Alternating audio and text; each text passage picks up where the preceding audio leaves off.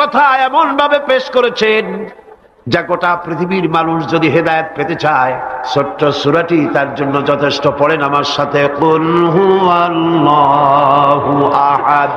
পড়েন সবাই, কুল হুয়াল্লাহু আহাদ আল্লাহুস সামাদ লাম ইয়ালিদ ওয়া লাম ইউলাদ ওয়া লাম ইয়াকুল লাহু কুফুয়ান আহাদ। আল্লাহ পাক বলেন, হে নবী আপনি বলুন, আল্লাহ এক এবং একক, তার কোনো অংশীদার নাই, তিনি বেনিয়াজ, তিনি কাউকে জন্ম দেন নাই, তাকেও কেউ জন্ম দেয়নি। আকাশ আর জমিনে আল্লাহর সমকক্ষ কেউ নাই, কেউ নাই। তিনি এক এবং একক। তার একত্ববাদের দাওয়াত দেওয়ার জন্য অসংখ্য পয়গম্বর আল্লাহ পাক এই দুনিয়ায় পাঠিয়েছেন, আর সমস্ত পয়গম্বর দাওয়াত দিয়েছেন কি, লা ইলাহা ইল্লাল্লাহু মুহাম্মাদুর রাসূলুল্লাহ। সবাই দাওয়াত দিয়েছেন লা ইলাহা ইল্লাল্লাহ, লা ইলাহা ইল্লাল্লাহ, লা ইলাহা লা ইলাহা ইল্লাল্লাহ। কোন ইলাহ নাই, কোন আইনদাতা নাই, কোন বিধানদাতা নাই, কোন শাসনকর্তা নাই, আল্লাহ ছাড়া কেউ নাই। বলেন সুবহানাল্লাহ। আল্লাহ এক এবং একক, তিনি সব সৃষ্টি করেছেন। আল্লাহ পাক বলছেন, আল্লাহুল্লাযী খালাকাস সামাওয়াতি ওয়াল আরদা ওয়া আনজালা মিনাস সামাই মাআন ফাআখরাজা বিহি মিনাস সামারাতি রিজকান লাকুম। আল্লাহ হচ্ছেন তিনি যিনি আকাশ সৃষ্টি করেছেন, জমিন সৃষ্টি করেছেন, আর আকাশ থেকে পানি বর্ষণ করে তোমাদের খাদ্য উৎপাদন করে দিয়েছেন। এ পানি হচ্ছে মানুষের জন্য জীবন। পানির এক নাম কি? জোরে বলেন, পানির এক নাম কি? জীবন। এই পানি এক নাম জীবন। কিন্তু কর্ণফুলীর পানি যদি চট্টগ্রামে 10 ফুট উঁচা হয়ে আসে, পানির নাম হবে কি? নাম হবে মরণ। এই পানিকে কন্ট্রোল করেন আল্লাহ রাব্বুল আলামিন। আল্লাহ যদি ইচ্ছে করেন বেশি করে পানি দিয়া পুরা এলাকা ডুবাই দিতে পারেন, আবার ইচ্ছে করলে পানির ভিতরে মানুষ বাঁচাই দিতে পারেন, আগুনের মধ্যে মানুষ বাঁচাইতে পারেন। সমস্ত ক্ষমতা হচ্ছে, কর্তৃত্ব কেবলমাত্র আল্লাহ পাকের। কর্তৃত্ব কার? কর্তৃত্ব কার? আল্লাহ পাকের কর্তৃত্ব। হযরত নূহ আলাইহিস সালামের জামানায় 40 দিনের বন্যা। এই বন্যার পরে জাহাজ যখন নেমে গেল, তখন তিনি মনে মনে ভাবলেন, আমি তো জোড়ায় জোড়ায় করে সমস্ত প্রাণীগুলি আর মানুষগুলি, কিছু কিছু মানুষ যারা ঈমান এনেছিল তাদের জাহাজে উঠাইছে, কিন্তু একটি বুড়ি আমার উপর ঈমান এনেছিল, আর আমি তার ওয়াদা করেছিলাম সাথে করে নিয়ে যাব, আমি তো তার কথা ভুলে গিয়েছি। অনুশোচনা এলো। জাহাজ থেকে নেমে চতুর্দিকে লক্ষ্য করলেন, মানুষ নাই, জনপদ নাই, সব শেষ হয়ে গেছে। পাহাড় পর্বত কাত হয়ে পড়েছে, বিল্ডিং গুলি শেষ হয়ে গিয়েছে, কোন জনপদে কোনো প্রাণী নাই, প্রাণী বলতে কিছুই নাই। হঠাৎ দূরে দেখলেন একটা কুড়ে ঘরের মতো দেখা যায়। ভাবলেন এত বড় বন্যার ভিতরে কুড়ে ঘর কেমনে থাকলো? আস্তে করে হেঁটে গেলেন কুড়ে ঘরের কাছে। ভেতরে মানুষ আছে বলে মনে হলো। বাইরের থেকে প্রশ্ন করলেন, ভিতরে কে? জবাব এলো, আমি এই ঘরের মালিক, আমি এক বুড়ি বিধবা এক মহিলা। তখন নেমে গেল। তখন তিনি মনে মনে ভাবলেন, আমি তো জোড়ায় জোড়ায় করে সমস্ত প্রাণীগুলি আর মানুষগুলি, কিছু কিছু মানুষ যারা ঈমান এনেছিল তাদের জাহাজে উঠাইছে, কিন্তু একটি বুড়ি আমার উপর ঈমান এনেছিল, আর আমি তার ওয়াদা করেছিলাম সাথে করে নিয়ে যাব, আমি তো তার কথা ভুলে গিয়েছি। অনুশোচনা এলো। জাহাজ থেকে নেমে চতুর্দিকে লক্ষ্য করলেন, মানুষ নাই, জনপদ নাই, সব শেষ হয়ে গেছে। পাহাড় পর্বত কাত হয়ে পড়েছে, বিল্ডিং গুলি শেষ হয়ে গিয়েছে, কোন জনপদে কোনো প্রাণী নাই, প্রাণী বলতে কিছুই নাই। হঠাৎ দূরে দেখলেন একটা কুড়ে ঘরের মতো দেখা যায়। ভাবলেন এত বড় বন্যার ভিতরে কুড়ে ঘর কেমনে থাকলো? আস্তে করে হেঁটে গেলেন কুড়িঘরের কাছে। ভেতরে মানুষ আছে বলে মনে হলো। বাইরের থেকে প্রশ্ন করলেন, ভিতরে কে? জবাব এলো, আমি এই ঘরের মালিক, আমি এক বুড়ি বিধবা এক মহিলা। আপনি কে? তিনি বললেন, আমি হচ্ছি এই জামানার পয়গম্বর হযরত নূহ আলাইহিস সালাম। বুড়ি বলছেন, আমারও ধারণা তাই। আপনি আমাকে ওয়াদা করেছিলেন বন্যা হলে পরে, বন্যার আভাস যখন আপনি পাবেন আমাকে আপনি সাথে করে জাহাজে উঠায় নিয়ে দিবেন। আমার মনে হয় বন্যা কবে হবে সেই খবর দেওয়ার জন্য আপনি এসেছেন। হযরত নূহ আলাইহিস সালাম সিজদায় পড়ে কাঁদতে লাগলেন, বললেন, রব্বুল আলামিন, তোমার কুদরত বোঝার ক্ষমতা আমার নাই। 40 দিন পর্যন্ত পানির ভিতরে মানুষ কেমনে জীবিত রইল? আল্লাহ পাক শোনালেন, নূরে বিপদ যখন এলো তুমি তোমার উম্মতকে ভুলে যেতে পেরেছো, ভুলে গিয়েছো, কিন্তু আমি রব্বুল আলামিন রহমানুর রহিম, আমি আমার বান্দিরে ভুলি নাই।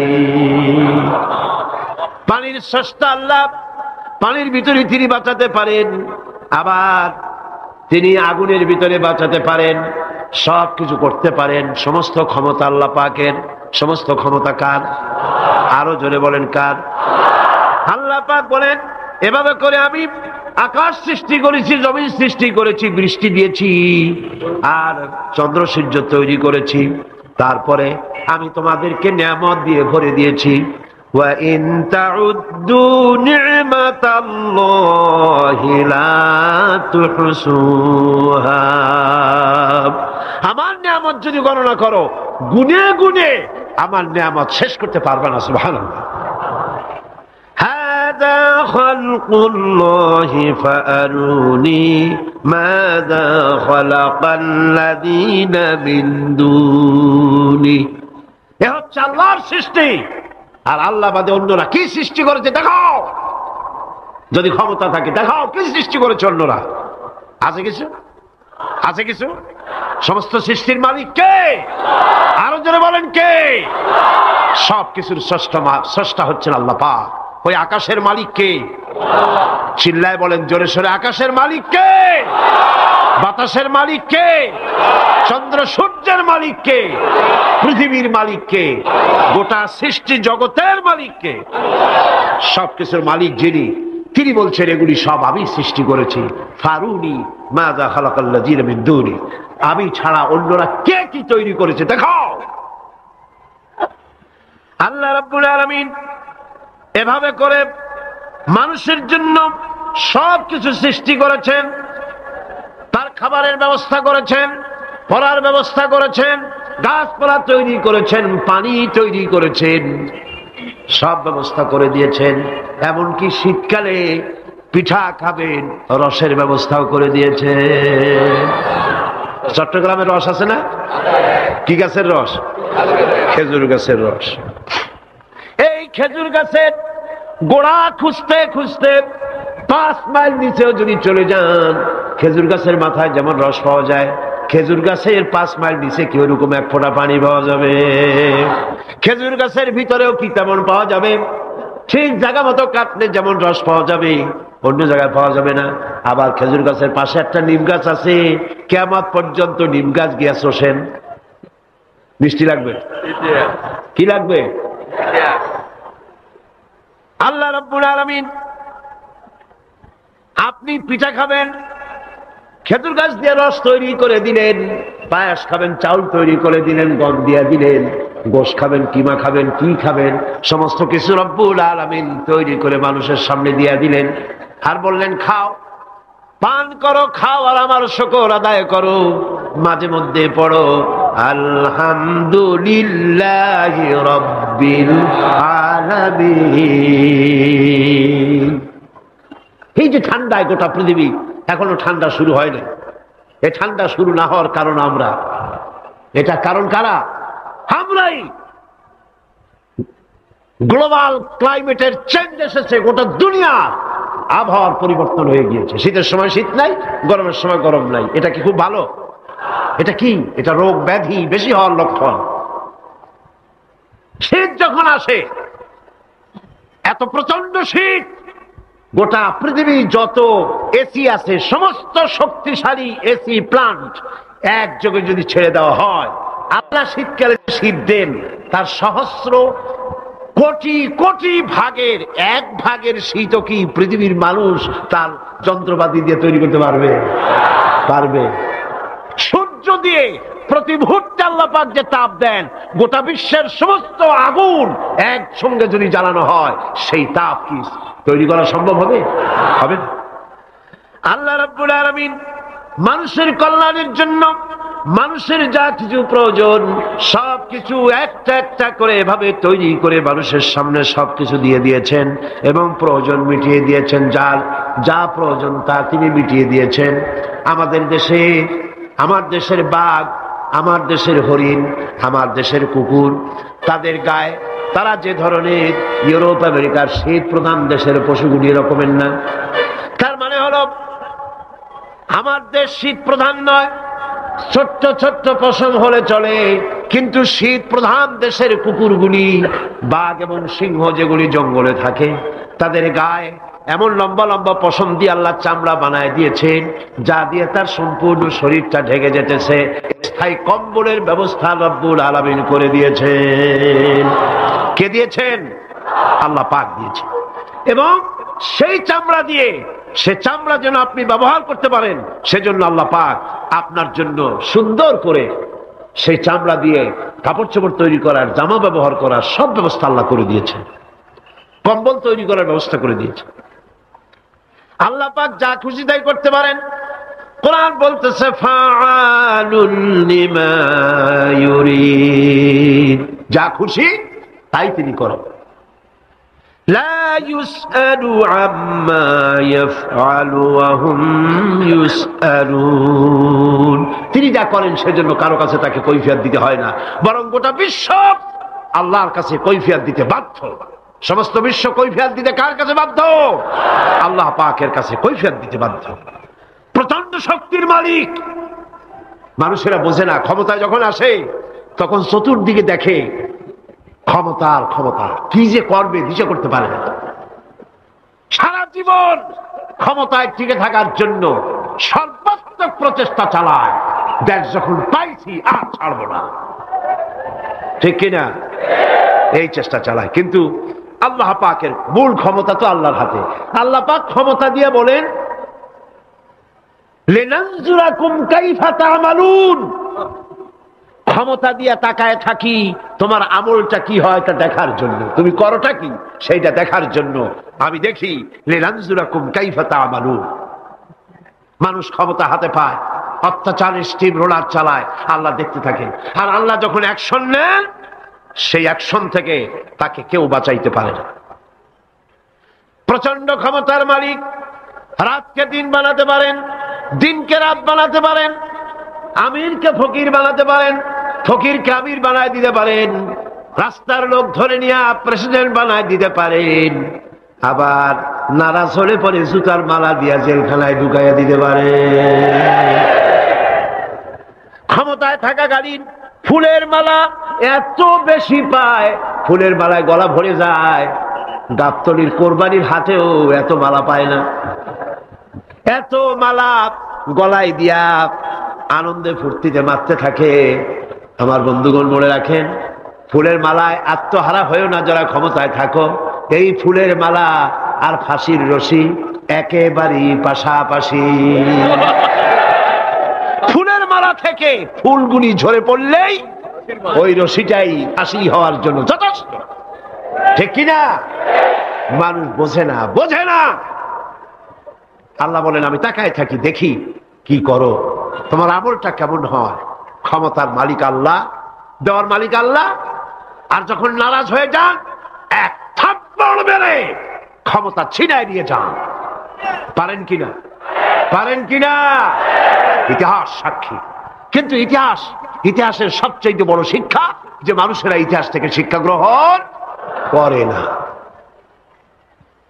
जगत जी लगाने के लिए ये दुनिया नहीं है, जगह जी लगाने के लिए ये दुनिया नहीं है, ये इबरत की जा है तमाशा नहीं है।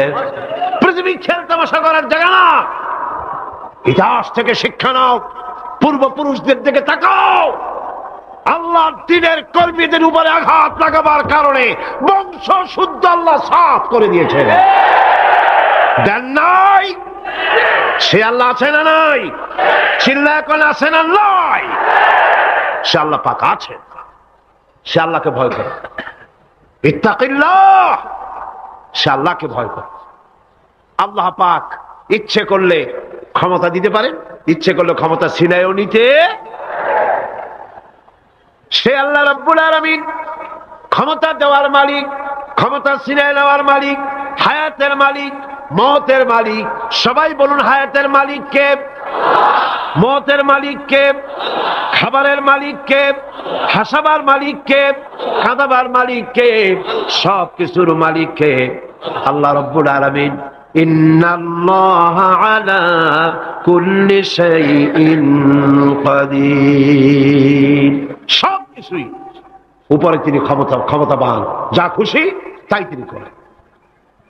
এ হচ্ছে আল্লাহর সৃষ্টি। সবকিছু আল্লাহ সৃষ্টি করেছেন।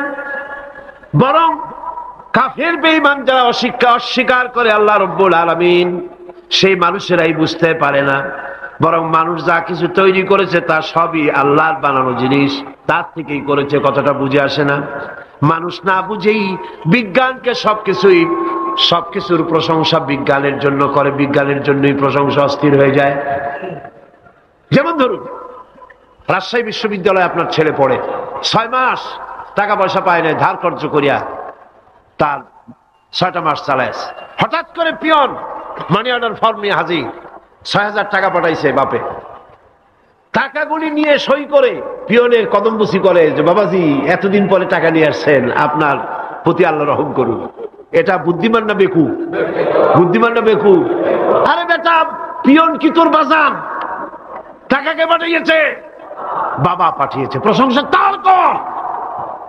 বিজ্ঞানীরা প্লেন বানিয়েছে, বিজ্ঞানীরা গাড়ি বানিয়েছে, বিজ্ঞানীরা কম্পিউটার তৈরি করেছে, প্রশংসা করো সেই আল্লাহ যে আল্লাহ রাব্বুল আলামিন বিজ্ঞানীর মাথায় বুদ্ধি দিয়েছে। প্রশংসা কার? আল্লাহ পাকের প্রশংসা করতে হবে। হায়াতে খালকুল্লাহ, যা কিছু আল্লাহ বলছেন এ সব কিছু আল্লাহর সৃষ্টি। মানুষ কিছুই সৃষ্টি করেনি, শুধু আল্লাহর সৃষ্টি দিয়ে জোড়া তালি দিয়ে বানিয়েছে, ঠিক না? আল্লাহর বানানো জিনিস দিয়ে জোড়া তালি দেওয়া হয়েছে। আল্লাহ পাকের সৃষ্টি তো দূরের কথা, আল্লাহকেই মানতে চায় না। কি বলে? বলে আনসিন ইজ নাথিং। শুনছেন কথা? আনসিন ইজ নাথিং, যা দেখা যায় না তা কিছুই না, মানি না। যার রং নাই, রূপ নাই, ধরা যায় না, ছোঁয়া যায় না, অনুভব করা যায় না, তা মানি না। নাউযুবিল্লাহ। এই কথা দিয়ে তারা আল্লাহরে অস্বীকার করতে চায়। অথচ এই ভদ্রলোকেরা মাধ্যাকর্ষণ না দেখেই বিশ্বাস করে মাধ্যাকর্ষণ আছে, ঠিক কিনা? এই ভদ্রলোকেরা বিদ্যুতের শক্তি দেখেই, বিদ্যুৎ কেউ দেখে? আপনারা দেখতেছেন বিদ্যুৎ? বিদ্যুতের শক্তি দেখে বিদ্যুৎকে বিশ্বাস করে। বাতাসের প্রচন্ডতা দেখে বাতাসকে অনুভব করে, বিশ্বাস করে। অক্সিজেন চোখে দেখে না, ইথারকে চোখে দেখে না, বিশ্বাস করে। কিন্তু এমনই নাস্তিক, এমনই কপাল পোড়া যে আল্লাহরে দেখা যায় না তাই বিশ্বাস করা যাবে না। এক নাস্তিকের সাথে হযরত ইমাম আবু হানিফা রাহমাতুল্লাহ আলাইহির এক বিতর্ক অনুষ্ঠান হলো। সেই বিতর্ক অনুষ্ঠানে ইমাম আবু হানিফা রাহমাতুল্লাহ আলাইহি পৌঁছতে বেশ দেরি করলেন। নাস্তিক তখন উপস্থিত জনতাকে বলছে, দেখো তোমাদের ইমাম, তোমাদের ইসলামী চিন্তাবিদ যুক্তিতে দুর্বল, সেই জন্য আসতেছে না। বেশ কিছুক্ষণ দেরি করে তিনি উপস্থিত হলেন। নাস্তিক বলল, আগে আপনি বলেন, আপনি ওয়াদা ভঙ্গ করলেন কেন? সময় মতো আসতে পারলেন না কেন? তিনি জবাবে বললেন, দেখো আমি অনেক দূর থেকে এসেছি, এসে দেখি সামনে নদী, এখন পার হবো কেমনে? কোনো নৌকার ব্যবস্থা নাই। হঠাৎ দেখলাম কি এক আশ্চর্য কথা, একটা চারা গজায় উঠলো, ফট করে বিরাট গাছ হয়ে গেল। কই থেকে একটা কুড়াল আসলো, গাছটারে কাজে ভাড়ায় গেল। তারপরে এলো করাত, বানাইলো তক্তা, এরপরে আসলো লোহা, পড়লো হাতুড়ি, হয়ে গেল নৌকা। বাহ কি মজা! এরপর নৌকা নামলো নদীতে, আমি উঠে বসলাম, এই পাড়ি দিয়ে আসলাম, তাই যা একটু দেরি হলো। নাস্তিক কয় যে কি সর্বনাশ, এই লোকের সাথে আমি তর্ক করবে, মাথা তুই স্ক্রু শটটা ঢিলা। আরে আন্দাজে আন্দাজে একটা গাছ হয়ে গেল ফট করিয়া। তারপরে কুড়াল আসলো, তক্তা হইল, বিনা মিস্ত্রিতে নৌকা হইল। এটা কেমনে সম্ভব? ইমাম সাহেব বলেন, আমার বিতর্ক শেষ। বিনা মিস্ত্রিতে যদি, তোমার যুক্তি মতে বিনা মিস্ত্রিতে যদি একটা নৌকা না হতে পারে, এই বিশ্ব তৈরি হলো কি করে বিনা মিস্ত্রিতে? ওই বিশাল আকাশ হলো কিভাবে? এই বিরাট চন্দ্র সূর্য হলো কিভাবে? কি করে তোমার ওই বডি তৈরি হলো? নাস্তিক চেয়ার থেকে নেমে ইমামের কাদমের উপরে পড়ে গেল, বলে আল্লাহু আকবার, আমি অন্যায় করেছি, আল্লাহ আমারে মাফ করে দাও।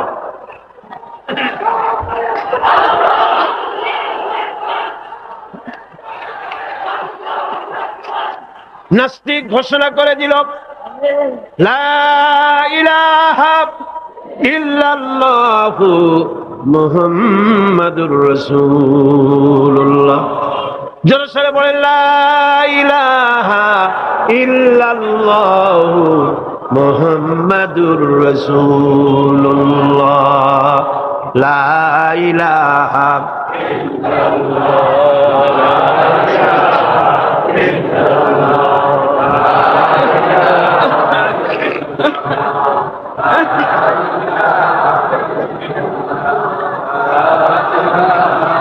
খালকুল্লাহ। এ হলো আল্লাহর সৃষ্টি। কার সৃষ্টি? বলেন সবাই খুশি হয়ে, কার সৃষ্টি? ফারুনি মাযা খালাকাল্লাযিনা মিন দুনি। আল্লাহ ছাড়া কে কি বানাইছে দেখো। সব কে বানিয়েছে? খুশি হইয়া, বুক ফুলাইয়া জোরে কোন কে বানিয়েছে? ওই আল্লাহ রাব্বুল আলামিন বলেন, দুনিয়ার সব দিক থেকে চোখ ফিরাইয়া এবার নিজের দিকে তাকাও। ওয়াফি আনফুসিকুম ওয়াফি আনফুসিকুম আফালা তুবসিরুন। এমনকি তোমাদের নিজেদের মধ্যেও আমার নিদর্শন আছে। তারা কি তা অনুধাবন করে না? তোমার মধ্যেও আমার নিদর্শন আছে। কার মধ্যে? আমাদের মধ্যে। কোন কার মধ্যে? আমাদের মধ্যে আল্লাহর নিদর্শন আছে। মানুষ যদি তার নিজের দেহের প্রতি লক্ষ্য করে, তাহলে সে মহান আল্লাহ পাকের অসংখ্য কুদরত দেখতে পাবে। যেমন একটি শিশু যখন জন্ম হয়, তখন তার হাড়ের পরিমাণ হয় 305টি। 305টি। পরে এগুলি একটা দুটো মিশে গিয়ে পরিমাণ দাঁড়ায় 206টি হাড়। 560টি পেশি দিয়ে এই হাড়গুলিকে বেঁধে রাখা হয় এবং মোট গিরার পরিমাণ দাঁড়ায় 100 গিরা। আপনি কি জানেন আপনার আঙ্গুলের মাথা থেকে বাহু পর্যন্ত কয়টা গিরা আছে? গণবেন কখন? কিলাকিলি করেই তো কুল পান না। দেখেন না গিরা কতগুলা। আঙ্গুলের এই আঙ্গুলের মধ্যেই কতগুলা গিরা। এখানে গিরা, সেখানে গিরা, এখানে গিরা, এখানে গিরা, এখানে গিরা, বাহুতে গিরা। গিরা যদি একটাও না হতো, হাতটা হাত হইতো না। হাত কি হইতো? লাঠি। লাঠি হইতো। ভাত খাওয়া যাইতো না। ভাত খাইতে গেলে মাখানো লাগে কিনা? মাখানো লাগে না? মাখাইবেন কি দিয়ে? হাতগুলা, আঙ্গুলে গিরা নাই, সব কাঁটা চামচ। আর কেলুতে গিরা নাই, হাত ক্লোজ হবে না, নিজের মুখে আসবে না। দুই হাতের মাথায় একজন বসবে, একজন আর একজনের খাওয়াবে। তাও আবার খাওয়াই দিকে মুখের মধ্যে না গিয়ে নাকের সিধার মধ্যে গিয়ে হাসতেছেন। সুবহানাল্লাহ। ওয়াফি আনফুসিকুম আফালা তুবসিরুন। তোমার ভেতরে আমার নিদর্শন আছে, অনুধাবন করো। মানব শরীর এক আশ্চর্য মেশিন। সুবহানাল্লাহ। আশ্চর্য মেশিন। লক্ষ কোটি সেল এবং নার্ভ সেল দিয়ে জটিল মেশিন পত্রের সমন্বয় এই দেহ তৈরি করা হয়েছে। এবং এই শরীরের ভিতরে দুটো মূল্যবান জিনিস আছে। তার একটি হচ্ছে কন্ট্রোল রুম, যাকে বলা হয় ব্রেইন। যেটা কি? ব্রেইন। আরেকটি হচ্ছে জেনারেটর। সেই জেনারেটরটা কি? হার্ট, আপনার হৃৎপিণ্ড। ওয়াফি আনফুসিকুম আফালা তুবসিরুন। লক্ষ্য করো না কেমনে? তোমার শরীরের দিকে তাকাও না। Brain, control room. হার্টের কাজ হচ্ছে রক্তগুলিকে সার্কুলার করা, রক্তগুলিকে পৌঁছে দেওয়া সর্বত্র। যা খাচ্ছেন সমস্ত খাদ্যগুলিকে রক্ত তৈরি হচ্ছে, হার্টের কাজ হলো এটাকে এইভাবে করে করে পৌঁছে দেওয়া। আর এই রক্তগুলি যদি না পৌঁছায়, শরীরের যে অংশে রক্ত পৌঁছাবে না সে অংশ কি হবে? প্যারালাইজড হবে, অবশ হবে। মাশাআল্লাহ, আপনারা সব ডাক্তার বুঝতে পারতেছেন, কথা বুঝে ফেলতেছেন, আলহামদুলিল্লাহ। রক্ত পৌঁছাবে না, প্যারালাইজড হয়ে যাবে। এই জন্য আল্লাহ কি করেছেন, পায়ের বুড়ো আঙ্গুল থেকে শুরু করে মস্তিষ্কের মাথা পর্যন্ত অসংখ্য নার্ভ, শিরা উপশিরা দিয়ে ভরে দিয়েছেন। কত শিরা, কত উপশিরা। চিকিৎসা বিজ্ঞানীরা বলেছেন মানুষের দেহের ভিতরে যত শিরা এবং উপশিরা আছে সবগুলি যদি বের করে একটার সাথে আর একটা গিরা দেওয়া হয় তাহলে তা এত লম্বা হবে যা দিয়া গোটা পৃথিবী 3 বার ঘোরা যাবে। এই শিরা উপশিরা গুলি যদি ছিঁড়ে ছিঁড়ে শরীর থেকে বের করে করে পাশাপাশি যদি সাজানো হয় তাহলে 3 একর জমিন লাগবে সাজায়া রাখতে। এত শিরা উপশিরা দিয়ে এই পৃথিবী, এই শরীরটাকে আল্লাহ পাক সাজিয়ে দিয়েছেন, গুছিয়ে দিয়েছেন। অসংখ্য শিরা উপশিরা। হার্টের কাজ হলো রক্ত আসতেছে পাঞ্চ করে করে, এভাবে করে করে রক্ত পৌঁছায় দিচ্ছে হার্ট থেকে, তার মাথা থেকে শুরু করে পা পর্যন্ত। হার্ট প্রতি মিনিটে 10 পাউন্ড রক্ত সঞ্চালন করছে। ব্যায়ামের সময় এর পরিমাণ গিয়ে দাঁড়ায় 30 পাউন্ডে। এবং এক সময় যদি আপনি আহত হন, অনেকগুলি রক্ত যদি বেরিয়ে যায়, অন্তত 2.5 পাউন্ডের মতো রক্ত আপনার শরীরের মধ্যে সব সময় রিজার্ভ থাকে। কে রাখে? কে রাখে? কে রাখে? এবার আপনার হার্ট যদি দুর্বল হয়, হার্ট অ্যাটাক হয় না? চিটাগাঙ্গে নাও হইতে পারে, নাকি হয়? হার্ট যদি অ্যাটাক হয়, হার্ট অ্যাটাক হয় কেন? হার্টের যেই জিনিস ভেতর দিয়ে রক্তগুলি প্রবাহিত হয়, আর্টারি যেগুলি, এই আর্টারিগুলি যদি অতিরিক্ত চর্বির কারণে, অনেকে তো খায় জম্মের খাওয়া, ডাইনি বাই তাকায় না, সুবহানাল্লাহ, 4 আঙ্গুল কপাল বাদ দিয়ার সব পেট, খাওয়ার সময় বিসমিল্লাহ কয় না, শেষও আলহামদুলিল্লাহ কয় না, খায় আর কয় যা মজা হইছে, খা কুলু ওয়া তামাত্তাউ। পাইকারি দরে খেলে পরে চর্বি হবে। এই চর্বিগুলো গিয়ে হার্টের যে আর্টারিগুলি আছে, রগ আছে, এই রগগুলির ভিতরে চর্বি জমে যায়। চর্বি জমার কারণে রক্ত পাস করতে পারে না, হার্ট অ্যাটাক করে।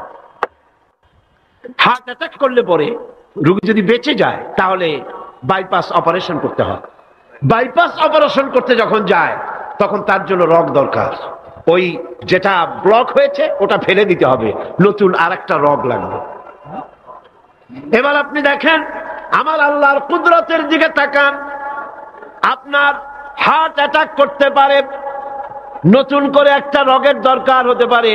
এই রগ গরুর রগ দিয়ে হবে না, এই রগটা ছাগলের রগ দিয়া হবে না। কোথায় পাবেন রগ? কে দেবে আপনার রগ? আল্লাহ পাক আপনার পায়ের ভেতরে রানের মধ্য দিয়া স্পায়ার রগ সেখানে রেখে দিয়েছেন। হার্ট অপারেশন যখন করা হয় ডাক্তারেরা ব্লক করা হার্ট, ওই রগটাকে ফেলে দিয়া উরুর ভিতর থেকে রগ বের করে কলিজার মধ্যে লাগায়া দেয়। সুবহানাল্লাহ। 2টি মাত্র কিডনি হলে, 1টি মাত্র কিডনি হলে শরীরটা আপনার বেঁচে যায়। আল্লাহ রাব্বুল আলামিন শরীরের ভিতরে 2টা কিডনি দিয়েছেন। কিডনির নাম জীবন। কিডনির নাম কি? কিডনি অচল হলে আপনি অচল হয়ে যাবেন, শরীর ফুলে যাবে, আপনি মরে যাবেন তাড়াতাড়ি করে, রক্ত শূন্যতা দেখা দেবে। কিডনিকে বাঁচায় রাখা প্রত্যেকের জন্য জরুরি। আর কিডনি বাঁচাবার জন্য পানি খাবেন বেশি করে। কি খাবেন? কি খাবেন? পানি। সুবহানাল্লাহ, সুবহানাল্লাহ। এ পানি খান নিয়ামত, পানির অপচয় করবেন না। আমার নবী বলেছেন প্রবাহমান নদীর ঘাটে বসেও 1 ফোঁটা পানির অপচয় করো না। প্রবাহমান নদীর ঘাটে বসেও পানির অপচয় করো না। সুবহানাল্লাহ। পানি নিয়ামত, পানি খান বেশি করে, কিডনি সচল থাকবে। আলহামদুলিল্লাহ। একটা কিডনি হলে চলে, আল্লাহ পাক 2টি কিডনি দিয়েছেন। একটা বন্ধ হলে যেন আর একটা দিয়ে সে যেন চলতে পারে। সুবহানাল্লাহ। মানুষের শরীরের ভেতরে এই পরিমাণ লেমন আছে যা দিয়া একটা ঘর সাদা বানানো যায়, এই পরিমাণ ফসফরাস আছে যা দিয়া 2500 ম্যাচ বানানো যায়। তোমার শরীরের ভিতরে আমার নিদর্শন আছে। মানুষের এই আশ্চর্যজনক দেহটাকে ঢেকে দেওয়া হয়েছে একটি শীতাতপ নিয়ন্ত্রিত চামড়া দিয়া। সেই চামড়াটা 20 বর্গ ফিট। এই চামড়ার ভেতরে রয়েছে অসংখ্য লোমকূপ। অসংখ্য লোমকূপ দিয়ে এই চামড়াটা তৈরি করে দেওয়া হয়েছে এবং এই চামড়া দিয়ে শীত এবং গরম অনুভব করার শক্তি দেওয়া হয়েছে। দুটি চোখ দেওয়া হয়েছে, শ্রবণের জন্য কান দেওয়া হয়েছে। কে তিনি যিনি আমরা চোখ দিয়া নেগেটিভ দেখি? চোখ দিয়া কি দেখি? চোখ দিয়া দৃশ্যের নেগেটিভটা দেখি, ওই দেখার সাথে সাথে ব্রেনের ভিতরে গিয়া কোন শক্তি পজিটিভ বানায়া আমারে দেখায়। তার নাম কি? আমার কানের ভিতরে অসংখ্য শব্দ চতুর্দিক থেকে আসে, শব্দগুলিকে বিন্যস্ত করে একটা একটা করে শুনবার জন্য আমার কে কানের ভিতরে কে ব্যবস্থা করে দিয়েছেন? তার নাম কি? একটা মাত্র জিহ্বা, একটি মাত্র জিহ্বা মুখের মধ্যে আল্লাহ দান করেছেন। এই জিহ্বার ভিতরে কত স্বাদ আল্লাহ রব্বুল আলামিন দান করে দিলেন। এই জিহ্বায় রসগোল্লার স্বাদ একরকম, জিলাপির স্বাদ আর একরকম, চানাচুরের স্বাদ একরকম, পুঁটি মাছের স্বাদ একরকম, লোট্টা ফিশের স্বাদ আর একরকম, ঠিক কিনা? শুটকি মাছের স্বাদ আর একরকম, কাবাবের স্বাদ আর একরকম, আপেলের স্বাদ একরকম, বড়ের স্বাদ একরকম। একটা জিহ্বা দিয়া হাজারো স্বাদ নেওয়ার তৌফিক দিলেন আল্লাহ। সেই খাবার সময় বিসমিল্লাহ বলে না, পরেও আলহামদুলিল্লাহ কয় না। এত নিয়ামত দিয়ে আল্লাহ পাক এই সজীব শরীরকে সাজিয়েছেন, শরীরটাকে সুন্দর করেছেন, সুগঠিত করেছেন। আল্লাহ পাক বলেন তোমার শরীরের ভিতরে রয়েছে আমার দৃষ্টান্ত, এগুলি দেখো। তোমার ব্রেইন, মানুষের মাথায় যে মাথার ভিতরে যে ব্রেইন দেওয়া হয়েছে, এর ভিতরে রয়েছে অসংখ্য সেল, যার মধ্যে বুদ্ধি, প্রজ্ঞা, সুখ, দুঃখ, মেমোরি। এই পৃথিবীতে মানুষের মাথায় যে ব্রেন দেওয়া হয়েছে, এটা সর্বোচ্চ ওজন হচ্ছে 3 পাউন্ড। 3 পাউন্ড ওজনের এই বস্তুটিকে রাখা হয় মাথার খুঁড়ির মধ্যে, মাথার মাঝখানে। এই ব্রেন দেহের কোটি কোটি সেনা প্রহরীকে পাহারার কাজে লাগায়। এই ব্রেন বুদ্ধি করে, বুদ্ধি দিয়ে লাগায়। কম্পিউটারের যে মেমোরি শক্তি আছে, পৃথিবীর মানুষের মাথায় আল্লাহ পাক যে মেমোরি দিয়েছেন, যে স্মৃতি শক্তি দিয়েছেন, সারা পৃথিবীর সমস্ত ডাটা, সমস্ত ইনফরমেশন সবগুলি মানুষ যদি তার মেমোরিতে নিয়ে নেয়, তারপরেও আল্লাহ পাক মেমোরিতে এত জায়গা করেছেন যে তার 1 লক্ষ ভাগের 1 ভাগও ভরবে না। এই ব্রেন দিয়ে আল্লাহ পাক মানুষকে বুঝতে বলেছেন, তাকাও, লক্ষ্য করো, আমার পৃথিবী দেখো, দুনিয়া দেখো, নিজেকে দেখো এবং আমার অস্তিত্বের কথা স্বীকার করো। আমি তোমাকে সৃষ্টি করেছি। আল্লাহ পাক বলেন হাদা খালকুল্লাহি ফাআরুনি মাযা খালাকাল্লাযীনা মিন দুনিহি বালিয যালিমুনা ফি যালালিম মুবিন। এ হচ্ছে আল্লাহর সৃষ্টি। এখন দেখাও তো অন্যরা কি সৃষ্টি করেছে, অন্যরা কি সৃষ্টি করেছে? আছে কিছু? অন্যরা আল্লাহর জিনিস দিয়া, তারা আল্লাহর জিনিস দিয়ে জোড়াতালি দিয়ে তৈরি করেছে, কিন্তু সমস্ত সৃষ্টির মূল হচ্ছে আল্লাহ পাক। আজকে আমাদের সন্তানদেরকে যদি কোরআন থেকে আজকে যে কথাগুলি বললাম, এই কথাগুলি যদি কলেজে বিশ্ববিদ্যালয়ে পড়ানো হতো, আমার ছেলে কি নাস্তিক হতে পারত? বলেন, আমার এই ছেলে কলেজে বিশ্ববিদ্যালয়ে যেসব ছেলেপেলেরা পড়ে, এগুলি কি বোম্বাই থেকে আসছে না মঙ্গল গ্রহ থেকে নাজিল হয়েছে? আমাদের ছেলেপেলে কিনা? এই ছেলে যখন প্রাইমারি স্কুলে পড়তো, তখন রমজান মাসে সেহরি করতে না উঠাইলে সকালবেলায় মা বাপের উপরে অভিমান করে, রাত করে, কান্দাকাটি করে না খাইয়া সারাদিন রোজা রেখেছে, ঠিক না? বলেন আমার এই কথাটা ঠিক কিনা? এই ছেলেটি প্রাইমারি ছেড়ে হাই স্কুলে যখন গিয়েছে, তখনও সে নামাজ পড়তো, আলেম ওলামা দেখলে ভক্তি করত, শ্রদ্ধা করত। যেই না কলেজে ঢুকলো, নামাজ গেল, রোজা গেল, চরিত্র গেল। এরপরে আলেম ওলামা পীর বুজুর্গ দেখলি বলতে থাকে, এরা এই দেশটারে খাইছে, দেশ খাইলো কেমন? আলেম ওলামারা তারা কি দেশে কখনো ক্ষমতায় গেছে? বলেন গেছে? আলেম ওলামা তো জীবনে ক্ষমতাই যায় নাই, তারা দেশ খাইলো কি করে? যারা ক্ষমতা থাকে ওরা খায় না, যারা ক্ষমতায় যায় না ওরা খায় জম্বেল খাওয়া। আশ্চর্য কথা, তারাই দেশ তারা খাইছে। নামাজ নাই, রোজা নাই, তারপরে বলা শুরু করে আল্লাহ নাই। এরপরে ডুফুর্তি, নো চিন্তা, জেনা, ব্যভিচার, মদ, জুয়া ইত্যাদিতে লিপ্ত হয়ে গেল। আমার সোনার টুকরা ছেলে যেই না গেল বিশ্ববিদ্যালয়, কয়লার টুকরায় পরিণত হয়ে গেল। ঠিক কিনা? এটা কে করলো? কে করলো?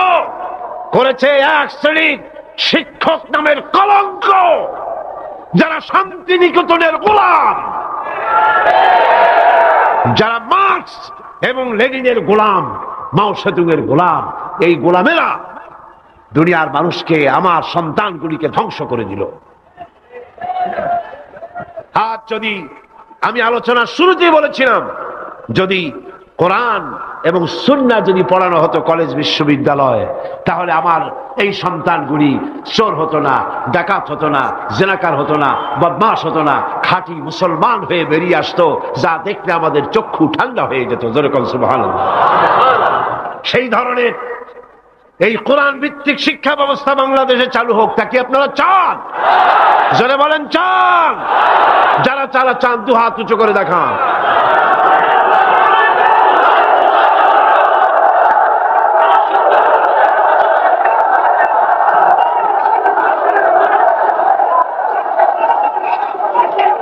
বসুন, বসুন।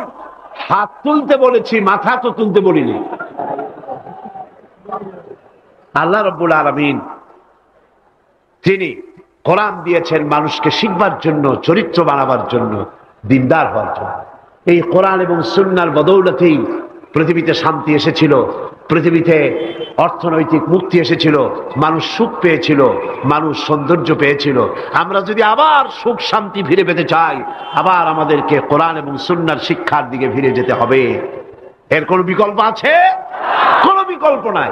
সেই কোরআন সুন্নাহর দিকে আমরা কিভাবে যাব, সেই বর্ণনা হবে আগামীকাল ইনশাআল্লাহ। তাওহীদের পথে, শিরক থেকে বেঁচে আল্লাহর পথে আগাবার জন্যে আমরা তৈরি হয়ে যাই। মুনাজাতের জন্য দাঁড়ানো ভাইয়েরা সবাই বসুন।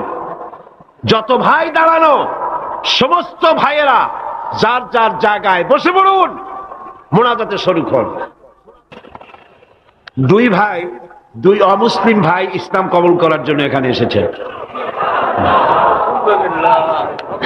এর একজনের নাম হলো তপন রক্ষিত, হিন্দু ধর্মাবলম্বী। আর বর্তমান নাম পছন্দ করেছে মোহাম্মদ হোসাইন। আর একজনের নাম শ্রী দীপক চন্দ্র হাওলাদার, এবং হিন্দু ধর্মের অনুসারী। বর্তমান নাম পছন্দ করেছে মোহাম্মদ ওমর ফারুক। মাশাআল্লাহ। লা ইলাহা ইল্লাল্লাহু মুহাম্মাদুর রাসূলুল্লাহ। আল্লাহ ছাড়া কোনো ইলাহ নাই, মাবুদ নাই, উপাস্য নাই, তিনি এক, যিনি একক। মুহাম্মদ সাল্লাল্লাহু আলাইহি ওয়াসাল্লাম আল্লাহর প্রেরিত রাসূল। জোরে বলো, আশহাদু আল্লা ইলাহা ইল্লাল্লাহু ওয়াহদাহু লা শারীকা লাহু ওয়া আশহাদু আন্না মুহাম্মাদান আবদুহু ওয়া রাসূলুহু। আমি সাক্ষ্য দিচ্ছি আল্লাহ ছাড়া কোনো ইলাহ নাই, মাবুদ নাই, উপাস্য নাই, তিনি এক, তিনি একক, তার কোনো অংশীদার নাই। আমি আরো সাক্ষ্য দিচ্ছি মুহাম্মদ সাল্লাল্লাহু আলাইহি ওয়াসাল্লাম আল্লাহর প্রেরিত রাসূল এবং তার বান্দা। সকলকে বলো আসসালামু আলাইকুম। এই দুই তরুণ যুবক একটু আগে মুশরিক ছিল, এখন তারা আমাদের তাওহীদি ভাই।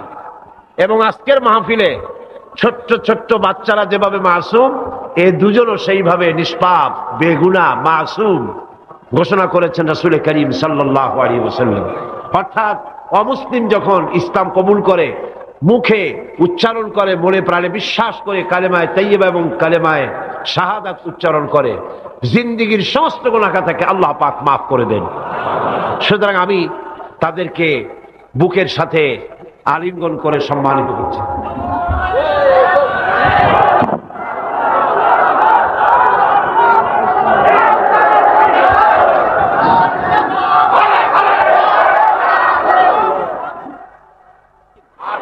اللهم آمين. ربنا ظلمنا أنفسنا وإن لم تغفر لنا وترحمنا لنكونن من الخاسرين ربنا لا تزغ قلوبنا بعد إذ هديتنا وهب لنا من لدنك رحمة إنك أنت الوهاب.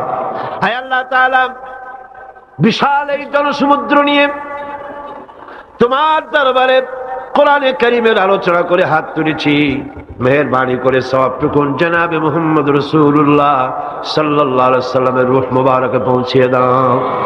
तमाम পৃথিবীর মাটির নিচে যত মুমিন মুমিনাত শুয়ে আছেন তাদের আরওয়ার পরে সওয়াব পৌঁছায় দাও। হায় আল্লাহ তাআলা, আমাদের মধ্য থেকে যাদের মা বাপ দুনিয়া থেকে জন্মের মতো বিদায় হয়ে গেছে, কবরগুলিকে জান্নাতের টুকরা বানায়া দাও। রব্বির হামহুমা কামা রব্বায়ানি সগীরা। সবাই পড়েন রব্বির হামহুমা কামা রব্বায়ানি সগীরা। হায় আল্লাহ তাআলা, বিশাল এই মাহফিলে কোরআন শোনার জন্য কোরআনের পাগল মুসলমানেরা, অমুসলিমরা দূর দারাজ থেকে, বিভিন্ন জেলা থেকে, আশেপাশের দেশ থেকে কোরআন শোনার জন্য আসে। আল্লাহ তুমি দয়া করে কোরআনের হেদায়েত আমাদের নসিব করে দাও।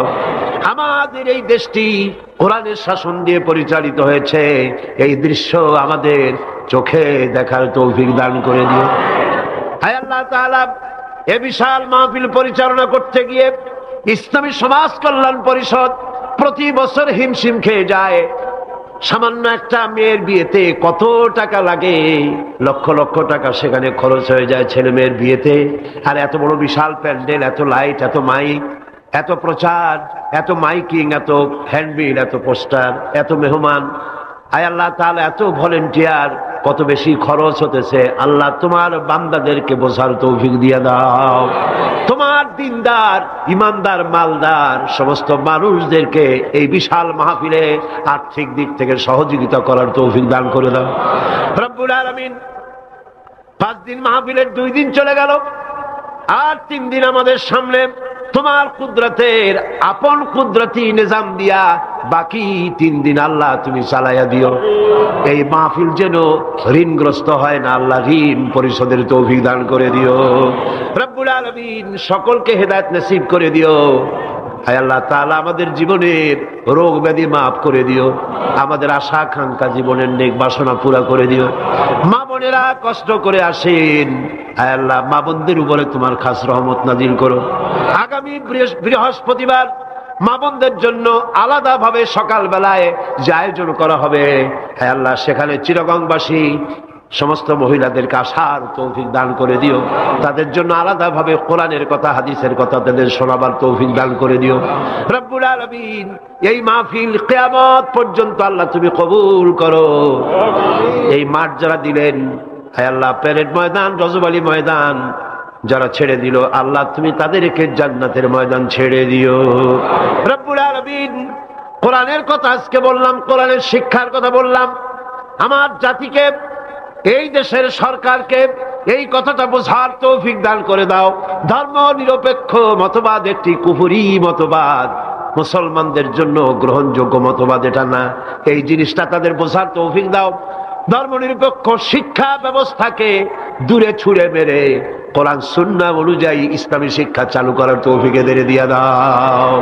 আয় আল্লাহ, যে সমস্ত মেহমানদেরকে এখানে দাওয়াত দেওয়া হয়েছে, সমস্ত মেহমান সহি সালামতে তাদের যাতায়াতের ব্যবস্থা করে দিও এবং তাদেরকে সুন্দর করে উপস্থাপনা করার, বলার তৌফিক দান করে দিও রব্বুল আলামিন। তুমি আমাদের দিনের সমস্ত নেক কামনা পুরা করো এবং আমাদেরকে তোমার খাঁটি গোলামদের মধ্যে শামিল করো রব্বুল আলামিন। কিয়ামতের দিন তুমি মেহেরবানি করে আমাদেরকে তোমার গোলাম হিসাবে কবুল করে নিও। ربنا تقبل منا إنك أنت السميع العليم وتب علينا إنك أنت التواب الرحيم سبحان ربك رب العزة عما يصفون وسلام على المرسلين الحمد لله رب العالمين واجعل آخر كلمة عند الموت لا إله إلا الله محمد رسول الله السلام عليكم ورحمة الله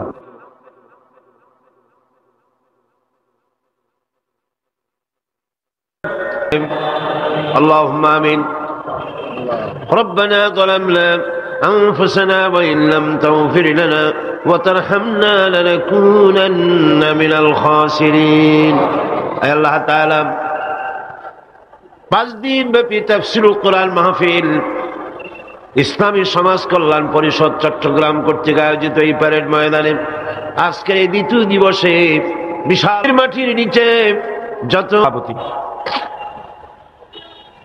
আল্লামা হযরত মাওলানা শামসুদ্দিন সাহেব মাদ্দিজুল আলী আজকের এই মঞ্চের রৌনক বখশ মেহমান আন্তর্জাতিক খ্যাতি সম্পন্ন মুফাসসির কোরআন শাইখুল হাদিস আল্লামা হযরত মাওলানা আবুল কাসিম মুহাম্মদ সিফাতুল্লাহ দামাত বারকাতুহুল আলিয়া হাজারাত উলামায়ে কেরাম সম্মানিত সুধীমণ্ডলী সুপ্রিয় সাংবাদিক বৃন্দ সম্মানিত উপস্থিতি পর্দার আড়ালের মা এবং বোনেরা আসসালামু আলাইকুম ওয়া রাহমাতুল্লাহি ওয়া বারাকাতুহু মহান আল্লাহ রব্বুল ইজ্জত ওয়াল জালাল তার দরবারে লাখো কোটি শুকরিয়া আদায় করি যে মহান আল্লাহ পাক একটানা 20 বছর পর্যন্ত ইসলামী সমাজ কল্যাণ পরিষদ কর্তৃক আয়োজিত তাফসীরুল কোরআন মাহফিলের আজকের এই দ্বিতীয় দিবসে দয়া পরবশে মেহেরবানি করে আমাদেরকে শরীক হওয়ার তৌফিক ইনায়েত করেছেন তার দরবারে হৃদয়ের সবটুকু আবেগ উজাড় করে আমরা শুকরিয়া জ্ঞাপন করছি আমরা পড়ছি আলহামদুলিল্লাহ জোরে সোরে মোহব্বতের সাথে একযোগে সবাই পড়েন আলহামদুলিল্লাহ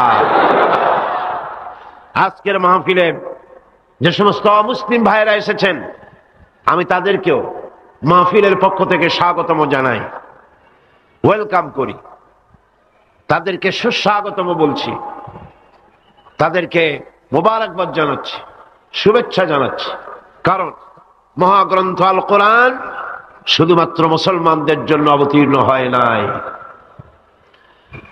সমগ্র মানব জাতির কল্যাণের জন্য দিক নির্দেশনা এবং বিশ্ব মানবতার মুক্তির জন্যই পবিত্র কোরআন আল্লাহ রাব্বুল আলামিন এই পৃথিবীর বুকে অবতীর্ণ করেছেন মহাগ্রন্থ আল কোরআন একমাত্র সেই বিশ্বগ্রন্থ সেই মহাপবিত্র গ্রন্থ যার মধ্যে জাতি ধর্ম বর্ণ দল মত নারী পুরুষ নির্বিশেষে গোটা বিশ্বের মানুষের জন্য যা কিছু সুন্দর যা কিছু সত্য যা কিছু নান্দনিক যা কিছু কল্যাণ সবকিছু খুলে খুলে বলা হয়েছে কোরআন গতকাল আমি বলেছি মহাবিশ্বের মহাবিস্ময় এমন এক কিতাব গোটা পৃথিবীর কারো কাছে নাই এমন একখানা মহাবিস্ময় বিশ্বের জন্য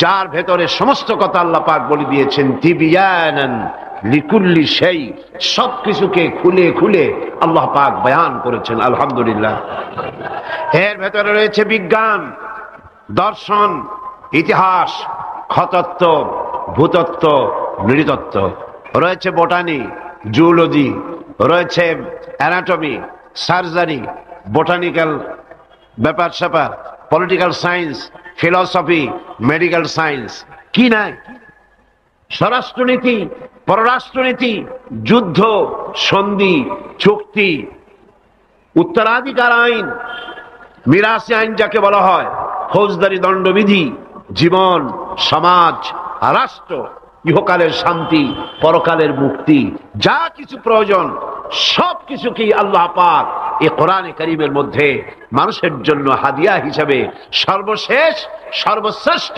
নিয়ামত হিসেবে বিশ্ববাসীর জন্য দান করেছেন। সুবহানাল্লাহ। আজ সৌভাগ্যবান জাতি পৃথিবীর এই মুসলমান, পৃথিবীর মানুষ, পৃথিবীর শ্রেষ্ঠ সৌভাগ্যবান জাতি মুসলমান, যেহেতু কোরআন তাদের কাছে আছে।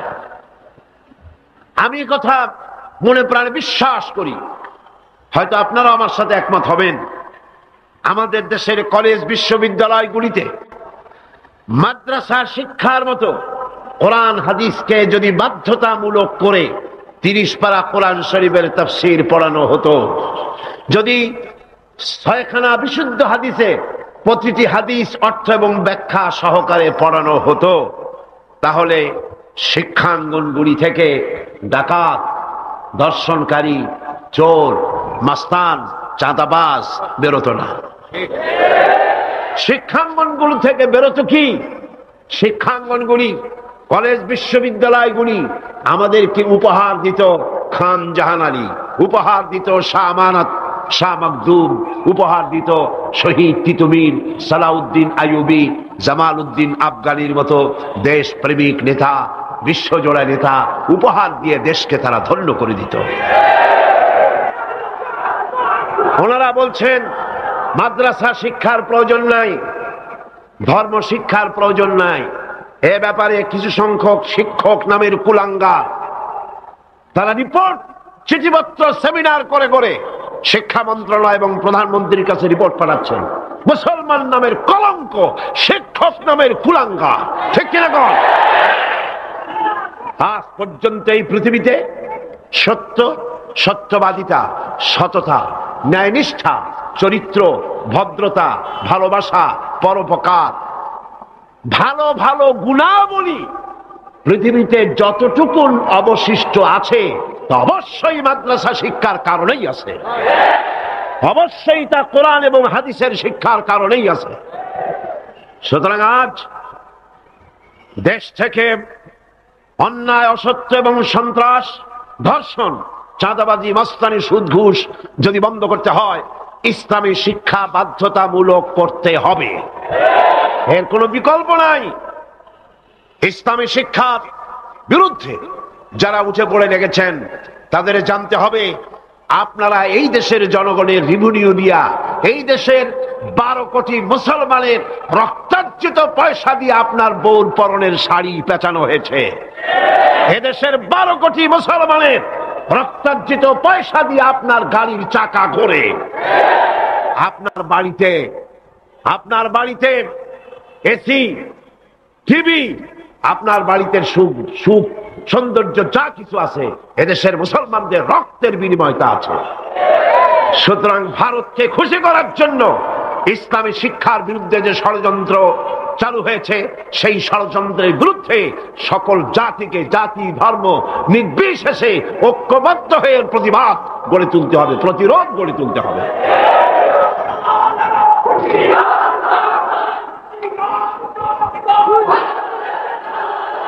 আমি বলতে চাই, ধর্মীয় শিক্ষা বাধ্যতামূলক করার অর্থ এটা নয় যে হিন্দুদেরকে ধরে ধরে ইসলাম শেখানো হবে, এর অর্থ কি তাই? খ্রিস্টানদেরকে ইসলাম শেখানো হবে, অর্থ কি তাই? না। ধর্মীয় শিক্ষা বাধ্যতামূলক করার অর্থ হলো হিন্দু তার হিন্দু ধর্ম শিখতে বাধ্য, কম্পালসারি। খ্রিস্টান তার ধর্ম শিখবে, বৌদ্ধরা তার ধর্ম শিখবে, আর মুসলমানেরা ইসলাম শিখবে। কলেজ, বিশ্ববিদ্যালয়, প্রাইমারি থেকে শুরু করে মাস্টার ডিগ্রি পর্যন্ত কোরআন এবং হাদিস শিখবে সেইভাবে যেভাবে মাদ্রাসায় শেখানো হয়। তাহলেই চুরি কমবে, ডাকাতি কমবে, জিনা কমবে, বদমাশি কমবে। কথা ঠিক কিনা কন? একটি প্রমাণ দিয়ে মূল আলোচনায় ফিরে যাব।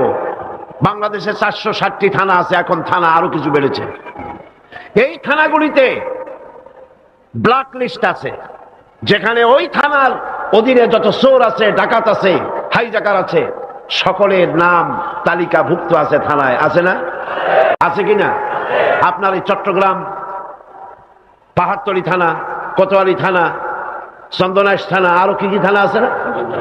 হ্যাঁ, ডবল এক্স, ডবল মুরিং থানা আছে, এই সমস্ত সাতকানিয়া থানা আছে। এই সমস্ত থানায় আপনি চেক করেন, ওসি সাহেবকে বলেন আপনার এই থানায় বিগত 26 বছরের ব্ল্যাক লিস্টটা দেখান। যেই লিস্টিতে আপনার থানার চোর, ডাকাত, জেনাকার, বদমাশ, ছিনতাইকারী, মাস্তান, চাঁদাবাজ, ধর্ষণকারী যাদের লিস্ট আছে ওই লিস্ট আমাকে একটু দেন। দেখুন 26 বছরের এই লিস্টের ভিতরে মৌলানা সাহেবের নাম আছে কয়টা? হাফেজে কোরআনের নাম আছে কয়টা? মাদ্রাসা শিক্ষকের নাম আছে কয়টা? চোর, ডাকাত, লুটেরার নাম আছে কয়টা? অর্থ কি দাঁড়ালো? অর্থ দাঁড়ালো এই মাদ্রাসা শিক্ষা জাতিকে উপহার দেয় সৎ এবং চরিত্রবান নাগরিক। কলেজ বিশ্ববিদ্যালয়কে আমি খারাপ বলি না, পাত্র তো নিশ্চয়ই ভালো, এ মাইক তো অবশ্যই ভালো, তাফসীর হবে ভালো, বক্তব্য হবে ভালো, জাতি গঠনের কথা হবে ভালো, কিন্তু অশ্লীল গান যখন এটা দিয়ে প্রচার হবে তখন মাইক খারাপ না যে গায় সে খারাপ? তাহলে কলেজ বিশ্ববিদ্যালয় নিশ্চয়ই খারাপ নয়। কলেজ বিশ্ববিদ্যালয় পবিত্র শিক্ষাঙ্গন, অপবিত্র দুষ্ট হচ্ছে সেই সরকার যে সরকার কলেজ বিশ্ববিদ্যালয় থেকে ভালো চরিত্রবান ছাত্র তৈরির জন্য শিক্ষানীতি ইসলামী করে না। আল্লাহ রাব্বুল আলামিন এ জাতিকে সুমতি দান করুন বলি আমিন। কোরআন কি শিখায়? আসুন কোরআনের কাছে যাই। কোরআনের শিক্ষানীতি আমরা আসছি, সেদিকে সরকারকে বুঝাতে চাই। নিশ্চয়ই সরকারের কেরামন কাতিবিনরা এখানে ঘোরাফেরা করতেছেন, আছে না? ভালো করে লিখেন, উল্টা পাল্টা করে লিখবেন না, যেহেতু কলম বুমেরাং হতে সময় লাগে না, সময় লাগে না। যেটা বলি সেটাই লিখেন, সরকারকে জানিয়ে দেন দেশের জনগণ কুদরতে খোদা শিক্ষা কমিশন রিপোর্টকে ধিক্কার দেয়, থুথু নিক্ষেপ করে। এদেশের 12 কোটি জনগণ তারা চায় এই কোরআনের শিক্ষা। কিসের শিক্ষা? কোরআনের শিক্ষা চায়।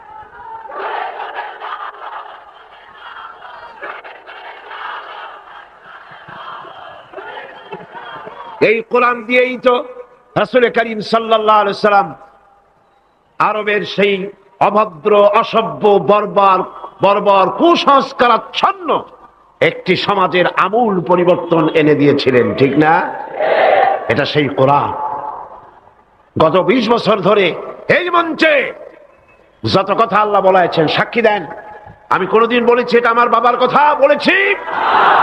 আমরা বাবার কথা বলতে আসি না, বাবার দালালি করতে আসি না। আমরা দালালি করি ঠিকই, আমরা অবশ্যই দালালি করি। সে দালালি পৃথিবীর কোন রাষ্ট্রের নয়, কোন ব্যক্তির নয়। দালালি করি আল্লাহ রাব্বুল আলামিনের, আর করি বিশ্ব নেতা জনাবে মুহাম্মদ রাসূলুল্লাহ সাল্লাল্লাহু আলাইহি ওয়াসাল্লামের।